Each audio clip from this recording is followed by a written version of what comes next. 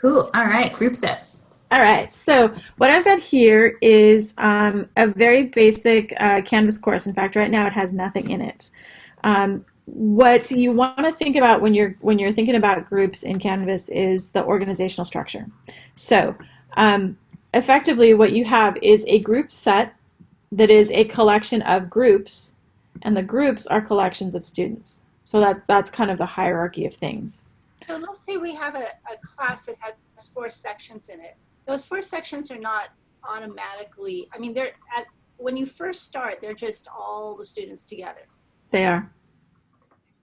Yeah, so let me kind of walk through the functionality, and then we'll talk about how it gets used, if that's okay.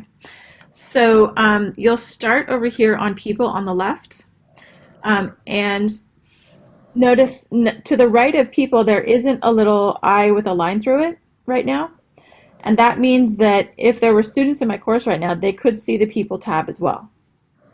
So that just kind of gives you an indication of that. So when you're in people, you see all kinds of information, right? You see their name, you see their login ID, you see what section they're in, their role, their last activity, and their total time. Students in the class will only see name and any avatars. So it is absolutely FERPA compliant. It is just as if the students were sitting in a classroom looking at the person sitting next to them. The way that you start this is you click over here on this plus group set to actually to start the process. And notice here, now I can go in and set a group set name. So let's say that this is my discussion, weekly discussion, let's say. Okay. So just as we talked about with the actual discussions in Canvas, you have some options for how students are organized. You can let them organize themselves through self-sign-up. And if you click that, you get some additional options. So you can say how many groups, and you can limit how many students are in each group, right? So what that will do is if I click save right now, it'll go through and it'll create 10 individual groups that have no students in them. And the students then will come to this group set and they will see the listing of the 10 groups, and they can say, I want to join weekly discussion 2. And they'll click join to associate themselves with that group. But let's say that the self sign up is not the route that you want to go. So the other option is to create the groups manually, or to let Canvas create the groups for you.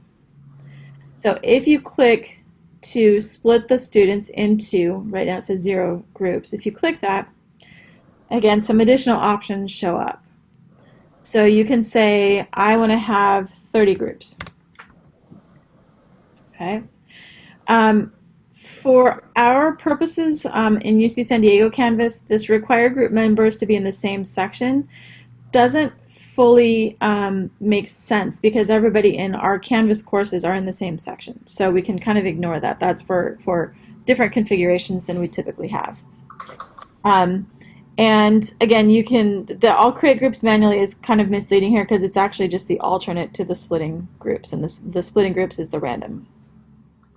Karen, quick question. Yeah. If you had students, if you set the number of groups and you had an odd number of students, Canvas will just Yeah, it handles all of it. have a group with one or a few groups with more people than not, and Canvas will just handle that.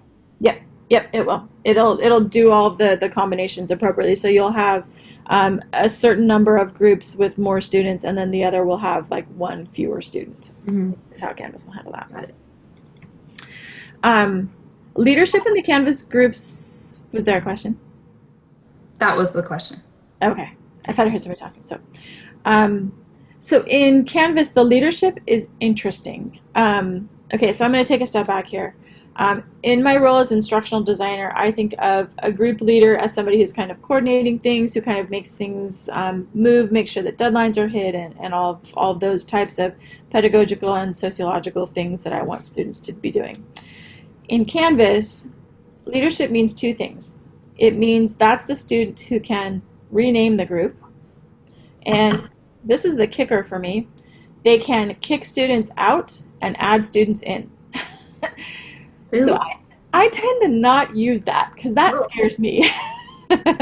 So I tend to just leave that blank and don't assign a group leader in any of my Canvas groups. Okay, so let's go ahead and just to kind of see what happens here, let's say that I click Save. So what Canvas actually did on the back end was it created 30 different weekly discussion groups. And sorry, I'm probably making you guys dizzy. Right now I don't have any students in this course, so there are no students assigned to it. If I had students in the course, they would randomly be assigned to each of these individual groups, and I would see the number of students in each group. If I click this little triangle, then it would show me the names of the students in the group, so that would tell me who's a participant. The key, again, is going to be in the kebab menu. So I could come here and I could say Edit, and let's say that this is our Cat in the Hat group. And this one is our Green Eggs and Ham. I don't know why Dr. Seuss is on my brain today. Okay, so this goes back to a question earlier where if a student is in multiple groups, they will see all of those groups. Right? So what happens for the students is they will see this group icon appear over here on the left, and when they click that, it'll pop out a little pop-out that says which groups they are. So this is key because you want to make sure that it's easy for the students to know which groups they're talking to. The more groups they have in their Canvas course, the more it will be easy for them to inadvertently pop into one group when they actually meant to be in another group. So you can kind of see where I'm going here, right? The more that you can make it very clear, maybe, recombinant DNA group 2, right? And that's what you call that particular group.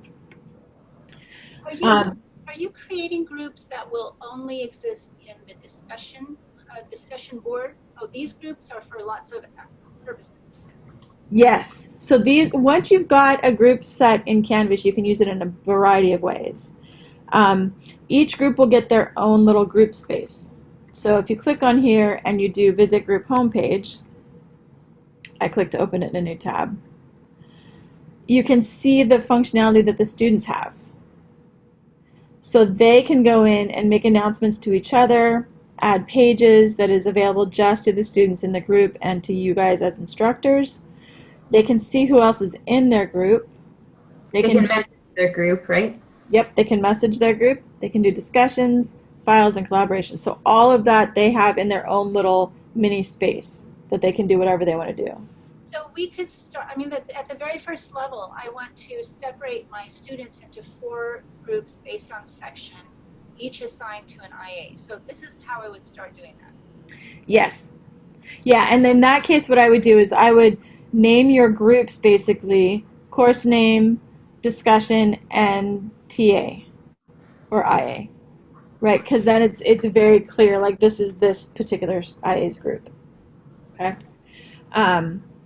And what will happen then, you will actually want to manually assign groups in that case.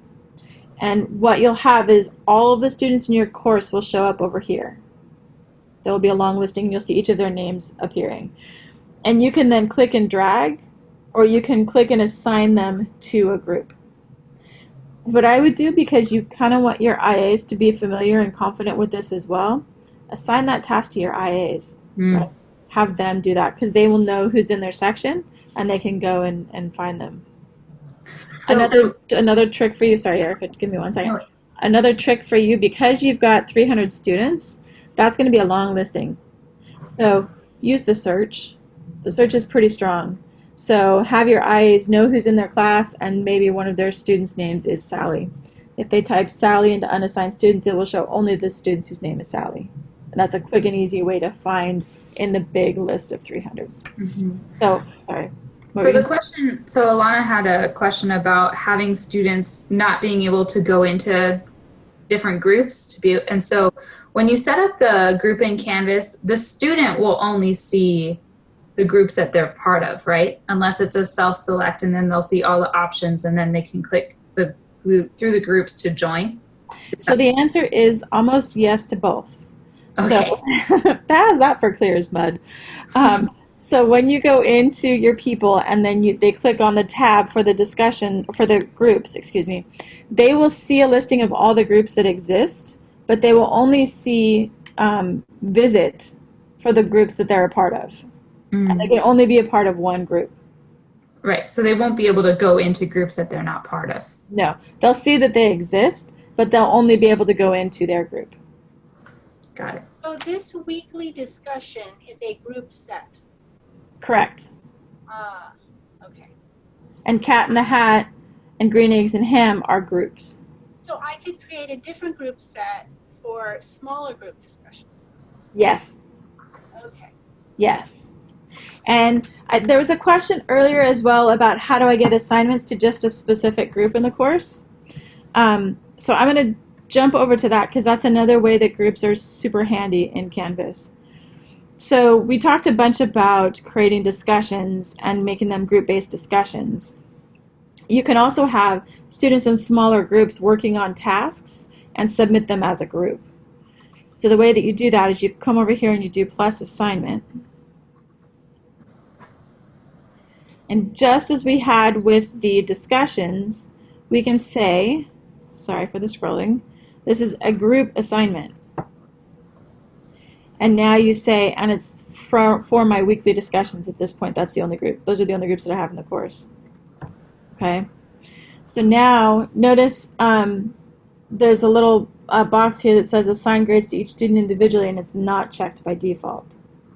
The typical workflow for this is, let's say that you do have those smaller groups of 5 students, and you want them to be working on a presentation that you want them to send you at some point in the term.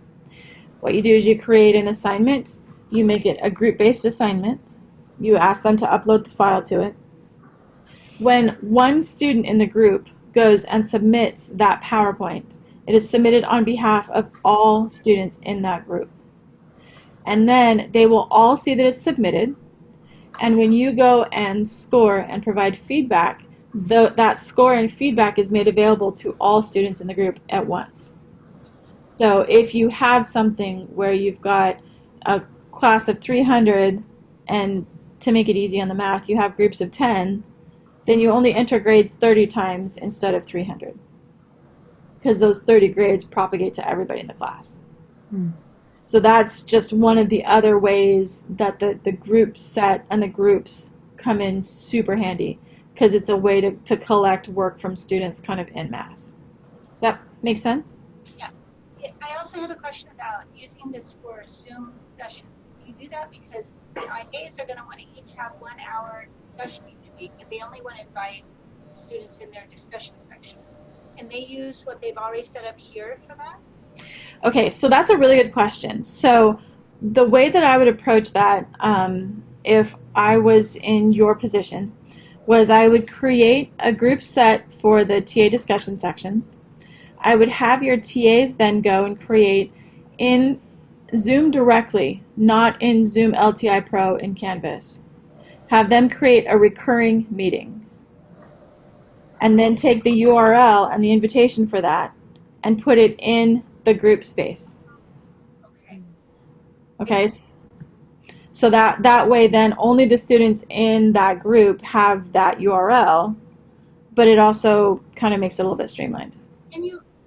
I'm sorry, so can you show me on the screen where would they put that URL only for their group? Yeah, so I'm going to pop back over to this other tab here where I've got one of these group spaces open. Oh. The Cat in the Hat group. Cat in the Hat group. And actually, let me do this correctly and like start you from scratch. So the TAs would go to people, and then they click on whatever group set you've got them in, and then they would click on the kebab, and they would do visit group homepage, and that would pop them into something like this. And then I would actually do an announcement that says, new announcement, that says office hours. And then you could say something like, here's my Zoom.